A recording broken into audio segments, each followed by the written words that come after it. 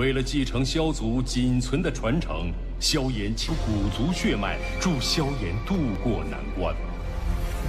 萧炎得知，在兽域现世的远古遗迹中，存在是奠定了他的成帝之路。 Lúc này, ngay khi Tiêu Viêm cùng Yêu Minh xuất hiện, Yêu Khiếu Thiên lập tức nhận ra người anh trai của mình. Còn bên kia, Yêu Minh không giữ được bình tĩnh, thanh âm quát lớn nói: Yêu Khiếu Thiên, hôm nay ta phải băm ngươi thành vạn đoạn rồi ném vào vạn sao quật. Nghe vậy, đứng từ trên cao nhìn xuống, thanh âm Yêu Khiếu Thiên vang lên đáp: Đại ca tốt của ta, ngươi cũng tên tiểu tử kia hôm nay đừng mong sống sót rời khỏi đây. Nghe được lời dọa nạt ấy, Tiêu Viêm chỉ nhếch miệng cười nhẹ, sau đó anh ấy lạnh lùng tiến về phía trước, đứng đối diện với đối thủ của mình. Đồng thời, thanh âm vang lên nói: Ngươi mau khôi phục lại đấu khí, tên kia cứ giao cho ta.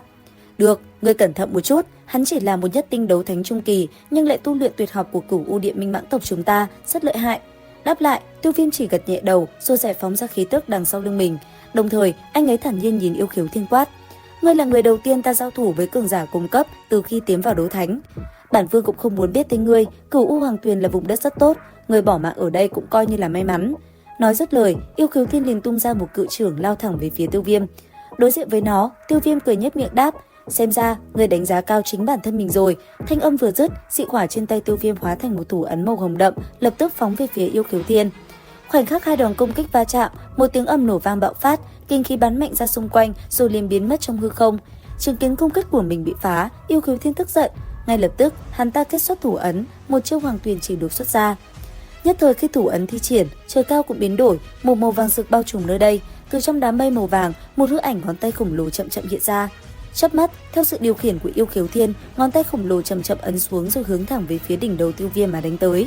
Đối diện với nó, sắc mặt Tiêu Viêm trở nên lạnh lùng, anh ấy tiến lên một bước, trên tay phải nhanh chóng hội tụ đấu khí. Theo từng thủ ấn được anh ấy kết thành, trong không gian hư vô, hai bàn tay màu vàng khổng lồ xuất hiện. Khi bàn tay mở ra, một khe hở hư không như muốn hút cả đất trời vào bên trong xuất hiện. Nhìn đối thủ, Tiêu Viêm hét lớn quát: Đại Thiên Tạo Hóa Chưởng, thu cho ta! Dứt lời, ngón tay khổng lồ kia bị lực hút từ lỗ đen quỷ dị dần nuốt lấy. Sau khắc đó, nơi đây như trở nên yên lặng, chỉ còn từng tiếng rít gào vang lên mà thôi. Chỉ trong nháy mắt, không hiểu vì sao, dưới uy lực thôn phệ kinh khủng của Đại Thiên Tạo Hóa Chưởng, Hoàng Tuyền chỉ đã bị lỗ đen kia hút sạch. Cuối cùng, dưới ánh mắt hoảng sợ của Yêu Khiếu Thiên đã bị cuốn sáng cắn nuốt hoàn toàn. Đến đây, hắn ta mới nhìn Tiêu Viêm quát: Tiểu tử, xem ra ta vẫn coi thường ngươi rồi. Vừa nói, tay hắn ta vừa kết ấn, thân hình nhoáng lên một cái, hàn khí trong cơ thể bùng phát ra, chỉ trong nháy mắt đã liền hóa thành một con cự xà. Sau đó, con cự xà kia ngửa mặt lên trời và gầm lên một tiếng giống giận. Bất chợt, thân hình nó bành trướng rồi hét lên quát: Phong ấn kỹ năng, Hoàng Tuyền đại ấn. Thanh âm vừa dứt, từ dưới hồ nước, năng lượng âm hàn khủng bố đã liền phóng lên, rồi hòa làm một cùng cơ thể hắn. Ngay tức khắc, một cái cự ấn khổng lồ đã lơ lửng giữa không trung. Chứng kiến chuyện vừa phát sinh, Yêu Minh gấp gáp nói: Cẩn thận, đây là đấu kỵ trấn tộc, nếu không phá giải được sẽ bị phong ấn trong Cửu U Hoàng Tuyền. Thanh âm vừa dứt, trên cao, Yêu Khiếu Thiên đã hành động, cái đuôi rắn khổng lồ vung lên, chớp mắt đã liền đập mạnh vào cự ấn. Bùng một tiếng, cự ấn như tên bắn lao thẳng về phía Tiêu Viêm mà công kích. Thấy vậy, Tiêu Viêm lập tức dùng lực lượng trong cơ thể đón đỡ. Tuy nhiên, lực lượng của cự ấn này quá mạnh, nó lập tức ép Tiêu Viêm phải lùi xuống đáy hồ, xung quanh nước bay tung tóe. Chưa hết, sau khi dùng thủ ấn áp chế Tiêu Viêm xuống đáy hồ, con mãng xà khổng lồ còn phóng thân hình xuống phía dưới, dùng kinh lực gia tăng năng lượng cho thủ ấn khiến mặt nước như muốn nổ tung, kinh khí lạnh như băng lan tràn ra xung quanh, làm ba người Thải Lân đứng bên ngoài cũng không chịu nổi. Ở phía trên, nhìn thấy Tiêu Viêm không chịu nổi lực lượng của cự ấn, Yêu Khiếu Thiên trong bộ dáng mãng xà cất lên tiếng cười khoái chí. Thế nhưng, bất ngờ vào lúc ấy, từng trận rung động bạo phát từ dưới mặt nước, cự ấn bị hất bay ngược lại, bắn thẳng về phía Yêu Khiếu Thiên. Sau đó, thân hình Tiêu Viêm khổng lồ vàng rực lạnh lùng hiện ra, thanh âm vang lên quát: Muốn trấn áp ta, ngươi còn chưa đủ tư cách. Lời vừa dứt, hư ảnh hình bàn tay nắm một đóa hỏa liêm 4 màu rực rỡ hiện ra. Nhìn đóa hỏa liêm khổng lồ đó, tất cả mọi người xung quanh giật mình kinh hãi. Còn Tiêu Viêm điều khiển hư ảnh cự nhân, anh ấy mạnh mẽ cầm đóa hỏa liêm chụp thẳng xuống đầu cự xà. Hỏa liêm vừa tiếp xúc với đỉnh đầu cự xà, liền bộc phát ra một cỗ kinh khí hủy diệt. Lực lượng đáng sợ trong đó trực tiếp đánh thẳng vào thân thể Yêu Khiếu Thiên. Nhất thời, thân thể to lớn của hắn như ăn phải vô số sấm sét, không ngừng vang lên những tiếng ầm ầm. Trên thân thể, một đám lỗ màu nóng rực liên tiếp vỡ ra. Yêu Khiếu Thiên bay ngược ra phía sau, cuối cùng va phải một ngọn núi làm đất đá nơi đây như vỡ tan thành từng mảnh, toàn thân đầy những vết thương. Thế nhưng, ngay khi mãng xà còn chưa kịp chạy, cự nhân khổng lồ đã từ trên trời giáng xuống, hung hăng dẫm đạp lên thân thể cự xà, làm cho tên kia đau đớn kêu gào thảm thiết. Ngay khi Tiêu Viêm đang chuẩn bị kết liễu Yêu Khiếu Thiên, thì trên bầu trời đột nhiên truyền đến một tiếng giống giận kinh thiên động địa quát: Dám đến Cửu U Điện Minh Mãng tộc phá hoại, Minh xà vệ, bắt lấy gã này cho lão phu. Thanh âm vừa dứt, hàng trăm đạo thân ảnh đã liền xuất hiện vây quanh Tiêu Viêm. Đứng ở chính giữa, một vị trưởng lão thanh âm vang lên quát: "Tiểu tử, người rốt cuộc là ai mà dám đến Cửu U Địa Minh Mãng tộc dương oai?" Nghe vậy, Tiêu Viêm không đáp, bàn chân vẫn đang đạp mạnh lên người mãng xà. Thấy thế phía xa lại một tên trưởng lão quát lớn: "Mặc kệ hắn là ai, hôm nay đều phải lưu lại đây, bằng không Cửu U Địa Minh Mãng tộc chúng ta sao có thể sống yên trong giới ma thú." Minh xà vệ nghe lệnh, bắt người này cho ta. Thanh âm vừa dứt, hàng loạt bóng ảnh trong nháy mắt đã lao về phía Tiêu Viêm định công kích anh ấy. Cùng lúc đó, dưới chân Tiêu Viêm một tiếng nổ vang vọng. Chớp mắt, chỉ thấy con mãng xà kia đã bay ra được khỏi bàn chân của Tiêu Viêm. Ngay sau đó, nó liền hóa thành hình người, thanh âm vang lên quát: "Tất cả trưởng lão nghe lệnh, bày vạn xà đại trận, lấy mạng người kia cho ta." Nghe vậy, những cường giả thực lực ngang cấp trưởng lão liền nhanh chóng phân tán rộng ra, tạo thành một cái trận đại kỳ dị bao vây lấy Tiêu Viêm. Từ trung tâm trận pháp, Yêu Khiếu Thiên đột nhiên chuyển ánh mắt sắc bén sang những thủ lĩnh bộ lạc cách đó không xa mà trầm giọng nói: "Các thủ lĩnh bộ lạc, các ngươi trở về trước đi, chuyện nơi đây hãy để cho bổn vương tự mình giải quyết."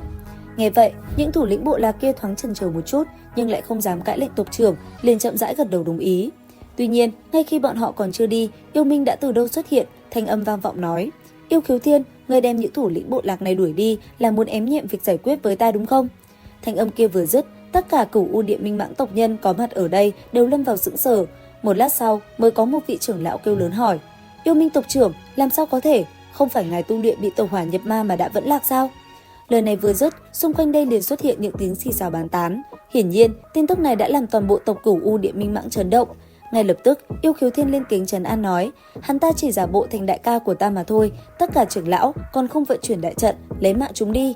Nghe thế, Yêu Minh bất ngờ lên tiếng nói: "Yêu Khiếu Thiên, ngươi mới như vậy mà đã vội vã muốn diệt khẩu sao?" Nói rồi, Yêu Minh lại tiếp tục quay sang mấy vị trưởng lão trong tộc hỏi: "Hàm trưởng lão, Minh trưởng lão, Liễu trưởng lão, năm đó các ngươi chính là người thân cận nhất của ta, hay là các ngươi ngay cả ta cũng nhận không ra sao?" Nghe tiếng Yêu Minh cười lớn, ba vị vừa được đọc tên vội vã nói: "Đây thật sự là Yêu Minh tộc trưởng, khí tức của ông ấy, ba người chúng ta quen thuộc nhất." Lời này vừa dứt, phía xa mấy tên khác vội nói: "Ba người các ngươi đừng có làm loạn, hiện giờ tộc trưởng của tộc chính là Yêu Khiếu Thiên."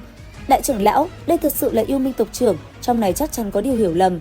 "Không có gì hiểu lầm cả, năm đó ta bị Yêu Khiếu Thiên và đại trưởng lão hạ độc thủ rồi phong ấn dưới đáy Cửu U Hoàng Tuyền, bọn họ hôm nay thấy ta thoát nạn nên muốn diệt khẩu mà thôi."